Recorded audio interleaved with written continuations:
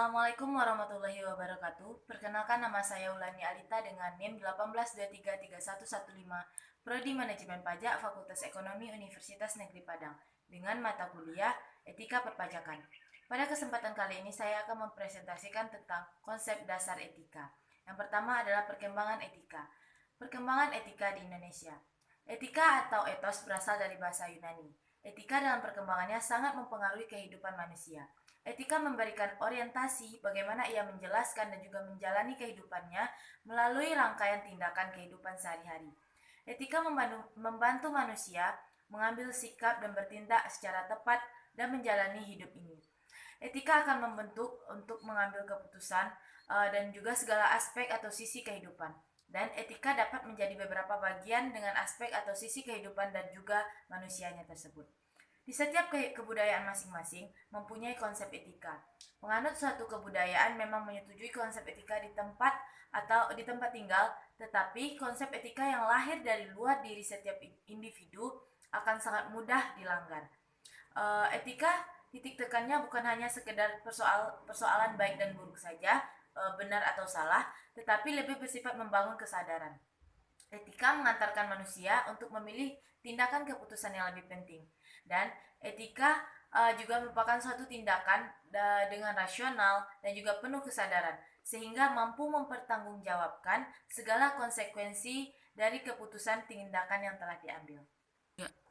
Franz Magnus Suseno mengatakan bahwa secara historis etika merupakan sebagai usaha filsafat yang lahir dari keambrukan tatanan moral di lingkungan sebuah kebudayaan yang lahir dari keambrukan tatanan moral ini pada tahun 2500 tahun yang lalu di Yunani.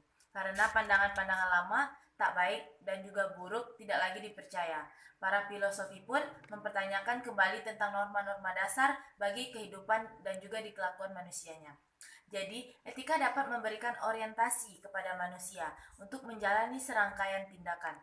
Etika dapat disebut sebagai salah satu ilmu yang memberikan arahan, acuan, dan juga pijakan terhadap tindakan manusianya.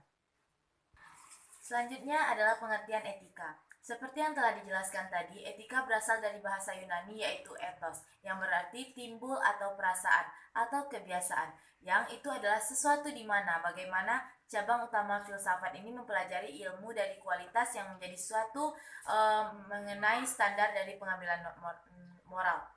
Etika mencangkup analisis dan juga penerapan konsep benar atau salah, baik, buruk, dan juga tanggung jawab. Etika dimulai bila manusia merefleksikan unsur-unsur etis dalam pendapat-pendapat yang spontan. Kebutuhan akan refleks ini akan dirasakan antara lain dengan pendapat yang etis dan jarang berbeda dengan pendapat orang lain. Secara metodologis, tidak setiap hal menilai perbuatan kita dikatakan dari sebagai etika. Etika memerlukan sikap yang kritis, metodis, dan juga sistematis dalam melakukan refleksi. Etika merupakan suatu ilmu yang objeknya adalah perilaku manusia, dan etika melihat dari sudut baik dan juga buruknya manusia. Menurut para ahli, pengertian etika ini adalah yang pertama, K. Bertens. Menurut K. Bertens, etika adalah nilai-nilai dan juga norma-norma moral yang menjadi pengabaian bagi suatu orang atau kelompok dalam mengatur perilaku.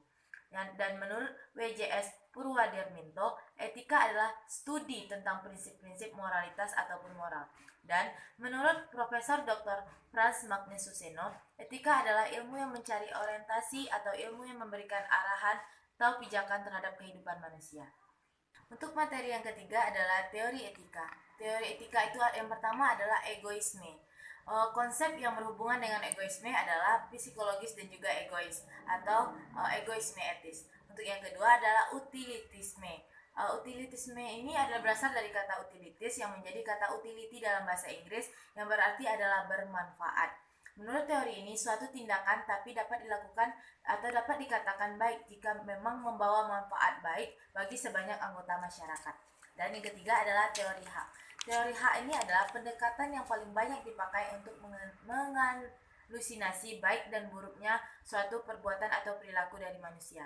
Dan yang keempat adalah teori deontologi. Dari teori deontologi ini adalah berasal dari bahasa Yunani yang berarti deon atau berarti kewajiban, yang mengatakan bahwa etika tindakannya suatu tindakan yang ada kaitannya sama sekali dengan tujuan, konsekuensi, ataupun akibat dari perbuatan tersebut.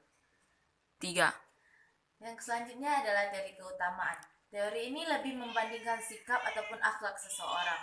Dan teori keutamaan ini adalah sebagai reaksi atas teori-teori etika yang telah dijelaskan sebelumnya.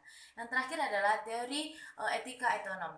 Teori etika otonom ini dilandasi oleh filsafat Aristoteles yang mengatakan bahwa karakter moral manusia ditentukan secara hakiki oleh kesesuaian hubungan terhadap kehendak Allah.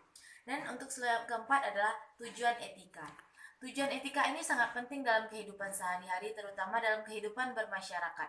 Karena etika ini mengandung nilai moral yang baik. Etika memang harus dimiliki dan juga diterapkan di dalam kehidupan kita. Karena tujuannya yang pertama adalah untuk mendapatkan konsep yang sama, mengenal perilaku, penilaian baik dan buruk atau tindakan manusia dalam ruangan waktu yang tertentu. Yang kedua, mengarahkan perkembangan masyarakat menuju suasana yang humoris, tertib, damai, teratur, dan juga sejahtera. Yang ketiga, mengajak orang bersikap kritis dan rasional dan mengambil keputusan secara otonom. Yang keempat, etika merupakan sarana yang memberi orientasi pola kehidupan manusia.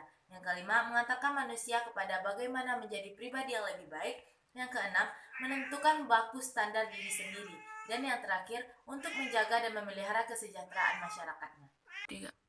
Materi yang terakhir adalah prinsip etika. Prinsip etika ini merupakan dasar dalam pengembangan nilai-nilai etika dan juga kode etik dalam kehidupan berhubungan antara individu dengan individu, individu dengan masyarakat, dengan pemerintah dan juga sebagainya. Etika yang disusun sebagai hukum dan mengatur kehidupan manusia, masyarakat, organisasi, instansi pemerintah dan juga pegawai yang harus menjamin terciptanya keindahan persamaan, kebaikan dan juga kebebasan antara setiap orang. Dan prinsip dasarnya ini adalah yang pertama ada prinsip keindahan, di mana ini adalah mendasari suatu dengan segala rasa senang terhadap keindahan dengan menunjukkan sesuatu yang indah dalam penampilan perilakunya. Yang kedua adalah prinsip persamaan, di mana persamaan hak antara laki-laki dan perempuan, persamaan ras, serta persamaan dalam berbagai bidang lainnya. Yang ketiga adalah persamaan kebaikan. Perilaku seseorang untuk selalu berusaha menjadi lebih baik dalam berinteraksi dengan lingkungannya, menjunjung nilai-nilai kemanusiaan seperti saling menghormati, kasih sayang, membantu, dan juga berkepedulian. Selanjutnya adalah prinsip keadilan. Prinsip yang mendasari seseorang untuk bertindak adil dan tidak mengambil keputusan secara sepihak dan harus memusyawarahkan dengan orang lain. Yang terakhir adalah yang prinsip kebebasan, di mana kebebasan manusia mempunyai hak untuk melakukan sesuatu. Dan yang terakhir adalah prinsip keberanian. Prinsip ini dapat dibuktikan dengan ditunjukkannya agar keberanian dapat diyakini oleh setiap individu kepada individu lainnya. Terima kasih, mungkin hanya itu yang dapat saya sampaikan. Assalamualaikum warahmatullahi wabarakatuh.